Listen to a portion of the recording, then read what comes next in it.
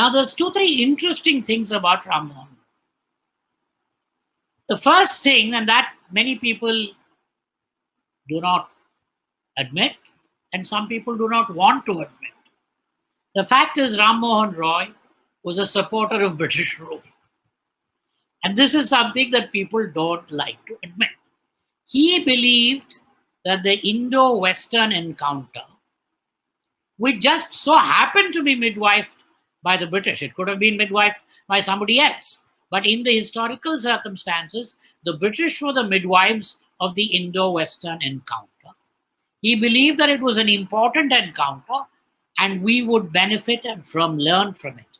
When one, in visiting French aristocrat Jacquemont, I think, came to Calcutta, Ram Mohan Roy said, I want British rule to continue for a long time so that we can learn a lot from them. So he had this constructive approach. And he also, so that's a very conservative trait. He was not doing something revolutionary, let's get rid of the British, let's have anarchy. No. Secondly, even his attack on sati, as I said, conservatives are not for every single practice of the past. We want constructive change. Now, Lincoln, you can argue, was a conservative, that's not the matter we can get into, but he was not in support of slavery. So it's not true that a conservative today will support slavery or sati. Conservatives do believe in constructive change and those aspects of the past. But how did Raja Ram Mohan Roy attack sati? He attacked sati by studying the Upanishads and saying the Upanishads do not condone sati. So not by rejecting tradition.